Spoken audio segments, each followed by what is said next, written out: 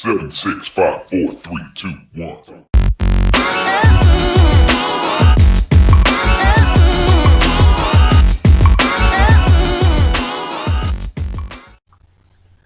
Hi guys, Rick Pete back again with another video. This is going to be my Summerslam review video.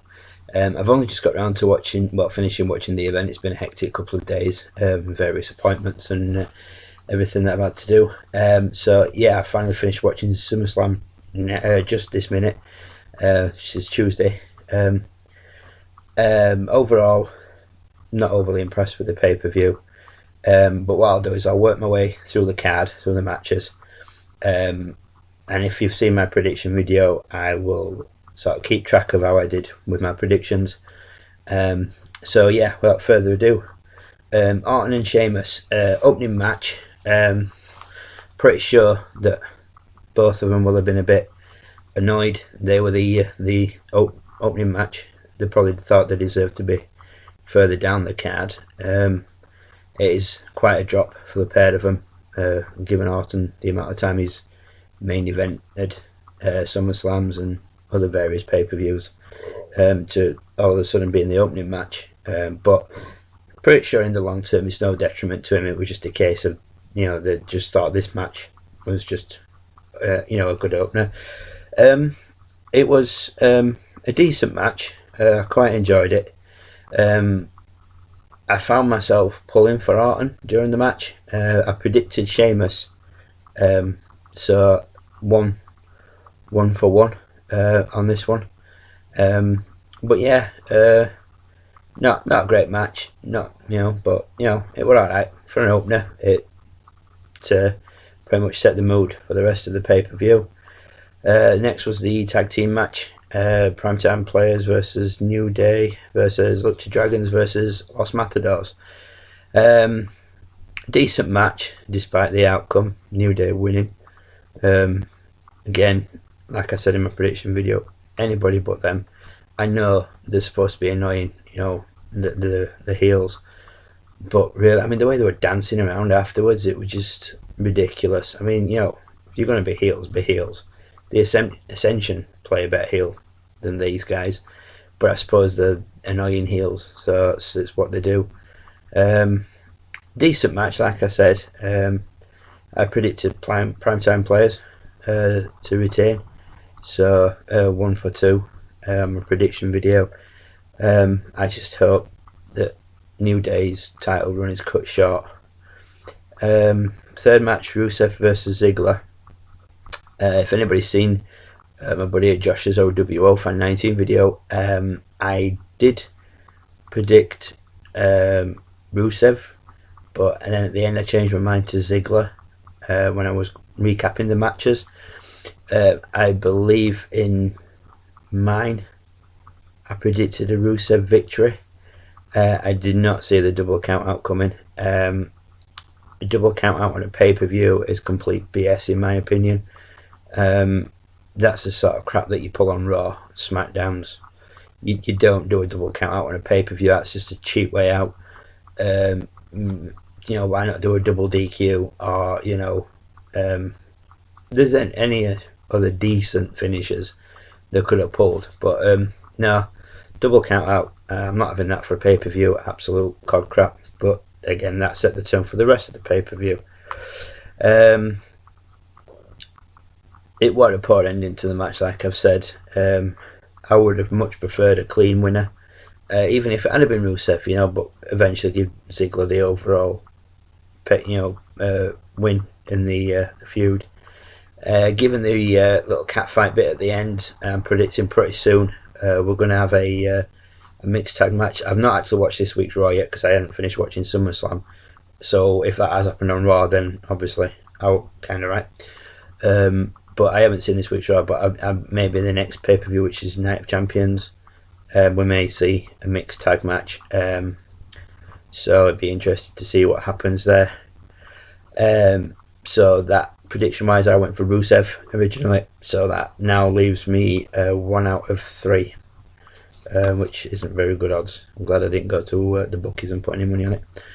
Next match, Stephen Amell, Green Arrow, and Neville, the Red Arrow, versus Barrett and Stardust. Good match. I enjoyed it. Amel was very impressive. He looked good. He sold the moves really well. He pulled off some good moves. His leap from the top turnbuckle onto Barrett and Cody Rhodes. You know, not Stardust, Cody Rhodes. I'm always going to call him Cody. Not a fan, as I've said before. So yeah. So Amel was quite good. I'm glad him and Neville got the victory. I predicted him and Neville would get the victory, so that puts me 2 for 4. So I got 50% right so far. But yeah, I enjoyed the match. Thought it was good. Stephen Amell does not look out of place at all in a wrestling ring. I can't see him taking it up, obviously, but he looked good. He looked a lot better than some celebrities who would have had. Big Show versus Miz versus Ryback. Not a classic, but you get Ryback and Big Show in the same match. It's never going to be anything special. Both pretty big lumbering guys. Like I've said, I've kind of warmed to Ryback a bit. Wouldn't say I'm a fan. I won't go out and buy a t-shirt, that's for sure. Not yet, anyway. Unless it were for sale, on sale cheap. But yeah, he put them two in a match. It's never going to be, and he put them straight after Amble and Neville, who were pretty much leaping around the ring. Miz, just usual, just trying to sneak pinfalls. So Ryback won the match, kept his title as predicted. So that puts me 3 out of 5 so far. Decent match. Like I said, it put the fact that Big Show and Ryback were in it were never going to be anything majorly athletic. But yeah, a decent match. So yeah, 3 out of 5 on my predictions. Bray Wyatt, and Luke Harper versus my boy Dean Ambrose and Roman Reigns, who is, again, like I said, Sunday I've started to warm to. Started to warm to him just before the Shield split. Anybody who knows me from the Facebook groups that I'm in, where we've talked about wrestling, knows that when the Shield were around, I just saw Reigns as the big muscly guy, and it was like the guys like that, 10 a penny, but I took to him and I sort of feel sorry for him. That he gets so much heat off the fickle fans. And it's not his fault. He won the Royal Rumble. Crowd were cheering for him to win it last year. Booing when Batista won it. This year they were booing that Reigns won it. They were cheering that they wanted Rusev to win. It's people need to realise that he can only do what he's booked to do. It's not his fault. If he's going to be pushed as the next face of the company, we're wrestling fans, we accept what Vince McMahon decides. But yeah, back to the point. Yeah, Ambrose and Reigns won. Great match, absolute brawl. I expected it to be an absolute brawl. Like Ambrose said on the Raw before, the Wyatts and himself and Reigns are cats and dogs. You put them together, it's always going to end up bad. I'm glad Ambrose and Reigns won. I would have been disappointed if Wyatt and Harper would have won. I have seen something today. I jumped on Facebook very briefly, and there was a picture of some new guy who's supposed to be a new member of the Wyatt family, who ironically previously appeared on Raw as a Rosebud. I've seen him in a black sheep mask. Now, whether he's going to be a replacement for Eric Rowan, or whether they're just putting him in until Eric Rowan returns, I don't know. I have to watch Raw, find out what's happening, excuse me. But yeah, like I said, great match, good brawl. I expected a brawl. Always is going to be when you put them two teams together. My team won, and I'm glad that they did win. I would have been really annoyed, like I said, if Wyatt and Harper would have won. It was just me turning. I made some notes while I was watching it because I wouldn't be able to remember it, given the fact I was going to be watching it over 2 days. So that leads us. Prediction wise, that puts me at 1, 2, 3, 4, 5, 6 matches, 4 out of 6. So I'm not doing too bad. Rollins versus Cena, title for title. Like I said, whoever won this to me was going to be a winner. Fan of Cena. Not a mega fan, but can't not like him, although a lot of people do. Rollins, I'm a massive fan of. However, his outfit made him look like a really, really crap Power Ranger. Should really have realised when he came out in white what was going to happen, given that New Day had come out in white. Coincidence more than likely, but you never know with WWE. It was obviously by far the fan favourite. Cena got a lot of heat off the New York fans. They're more fickle than any other wrestling fans, I think. I think they automatically go out of the way to cheer for the heels. Given the reaction New Day got, I think New York fans had decided it was a heel night. So, yeah, great match.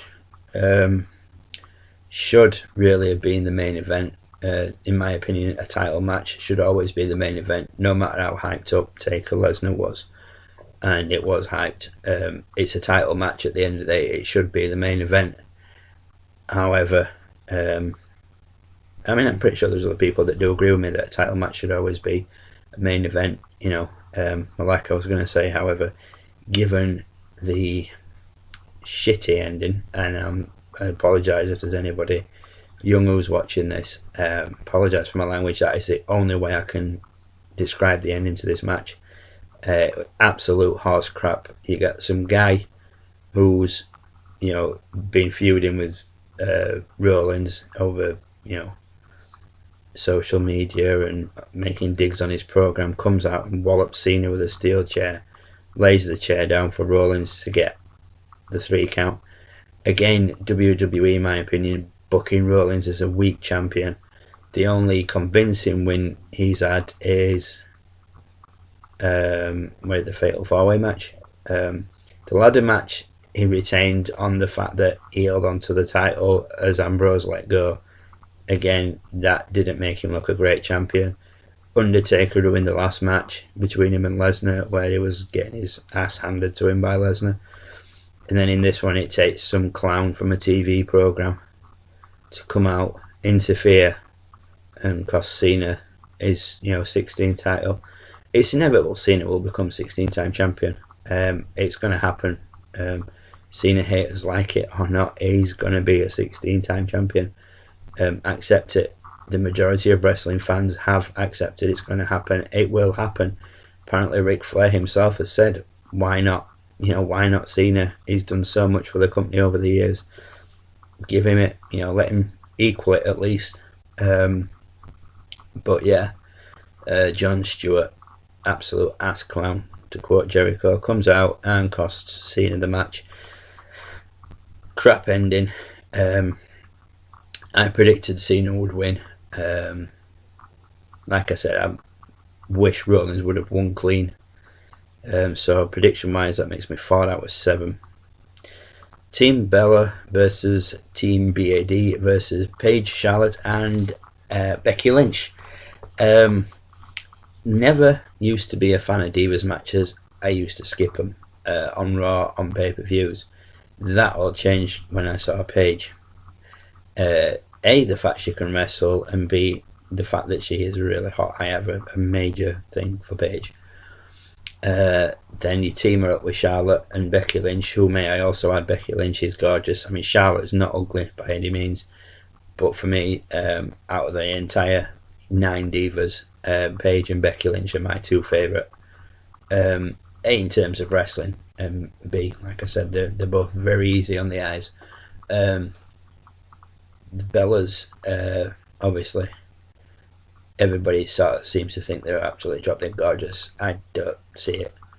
I'm not saying they're ugly. I'm just saying, for me, Paige and Becky are more attractive. But I digress.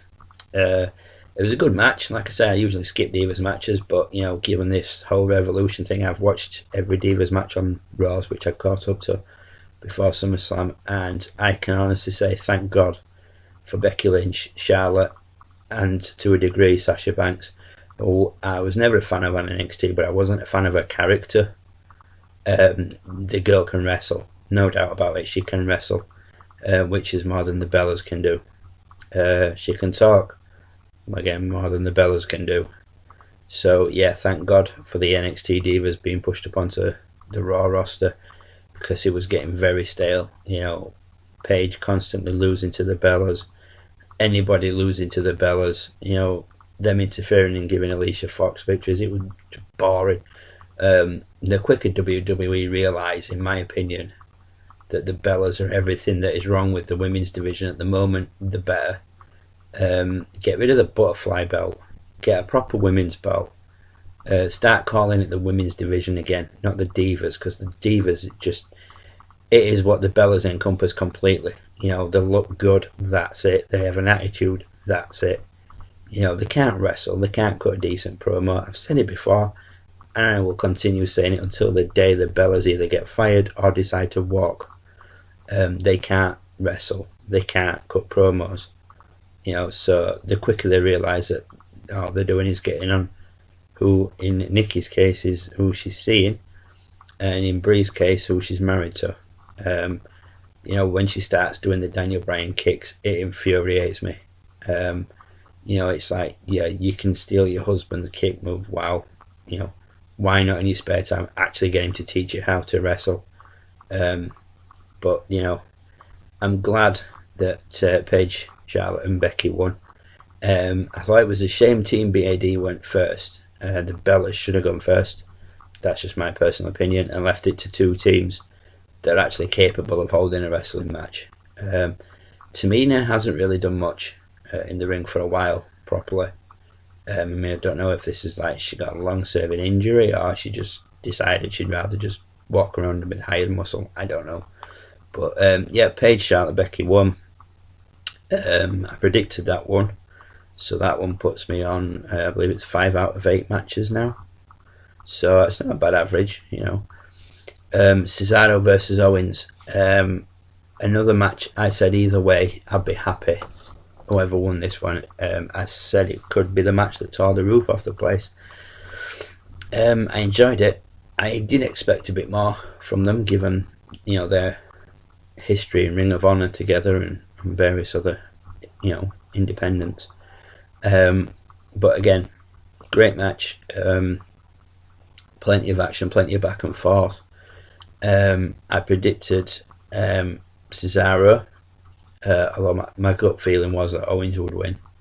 But I think I went for Cesaro, given the fact that I read there was some backstage heat that one of the higher ups wasn't happy with Owens, and therefore, given Cesaro's push, I thought Cesaro would win. Owens won. I'm happy with that. Like I said, either way, whoever won that, to me, I was a win-win. I'm a fan of both guys. So prediction-wise, that puts me 5 out of 9, which isn't too bad, really. And then, of course, the Taker versus Lesnar. Now, this may turn into a bit of a rant. I apologise if it does, if I start rambling and ranting. I watched the match, obviously, and I've rewatched the match. Now, I don't agree completely with this being the main event. I can see why WWE put it as the main event, but like I said, to me, a title match should always be your main event. That's to me, it's just how it is. But this was the main event. I also think Cena Rollins should have been further up the card, maybe but given the way that ended, I suppose it gives the chance for the fans to sort of calm down, and the Cena fans to get, the mega Cena fans to get over what had happened, and the rest of the fans to sort of think, right, well, we've got this one to look forward to.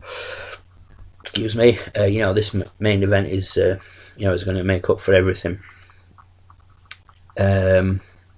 Now, expectations, obviously, like I said, were high for this one. I expected a lot. Match started off great. Lesnar jumps Taker before he's got his coat off. Taker fights his way out of it. Plenty of back and forth. I thought Taker looked great in this match. He didn't seem to skip a beat early on. It looked like the old Undertaker. I mean, obviously, I don't know if I've mentioned it, the sort of theory that he got well, apparently he did get a concussion early on in WrestleMania 30, which affected the match greatly. To me, he didn't look himself at WrestleMania when he lost. But this, he came out and fists of fury, full of piss and anger, I suppose. It did look just like the old Taker, the old, mean streak Taker. Plenty of action in it, plenty of back and forth again. Excuse me. Sorry about that. Plenty of back and forth. The F5 through the announce table, that did genuinely look like Taker was hurt, and after that they did seem to slow the match down, whether it was because he was hurt and he was suffering from it, or whether it was just basic general ring rust and cardio, etc. I don't know, but the match did seem to sort of slow down for a short while, and then it was just again move for move, F5 for tombstone, for choke slams, submission moves, and then obviously came the bullshit ending. Again, I apologise to anybody young watching this, but the ending was bullshit. Your timekeeper rings the bell under no excuse for the referee, so the referee goes over and quite rightly says, "What are you playing at? I never signalled for the end of the match. I tell you when the match is over, then you ring the bell." While this is going on, Undertaker low blows Lesnar and locks him back in Hell's Gate. Lesnar defiantly taps out, flipping the bird to the Undertaker, which I thought was hilarious. Then after the match is finished and Undertaker's been declared champion and quickly gets the hell out of the ring to leave Lesnar to come round, they show the replay. Now the replay shows quite obviously that Taker tapped out while he was in the Kimura lock. The referee was in the wrong place. Obviously we all know it's scripted, so the referee's supposed to be in the wrong place. But why show the replay of that? I mean, unless it's just to add fuel to the fire and it's going to go on to another pay-per-view match, in which case fair enough, but at least give us a decent ending. Excuse me. Sorry about this, I don't know what's up with me. But yeah, at least give us a decent ending, give us a decisive winner to this, not the bullshit endings. That's two screwy endings in one pay-per-view. Like I said, the replay to this one, you see the Undertaker tapping out, referees in the wrong place. Did the timekeeper see this and think, oh, well, he's going to call it? We don't know. We'll never know. But it adds to the storyline. So yeah, another shitty ending to what was a good match, a great match. I was thoroughly enjoying it, and then all this happened. I liked Paul Heyman's little rant at the end, which, like I said, adds fuel to the fire. So we'll see what happens. Like I said, I've got Monday Night's Raw to watch yet, so I'll watch that. I have also got NXT Takeover from Brooklyn, which I've heard is amazing. So I will be watching that, and I will be doing a video on that. It may be tonight, it may be tomorrow, but as soon as I finish watching that, I will post a review of that, and I will compare it to SummerSlam. Like I said, from what I've read, there is no comparison. Takeover was far superior, but I've yet to watch it, so I'll watch that and I will post a video of that.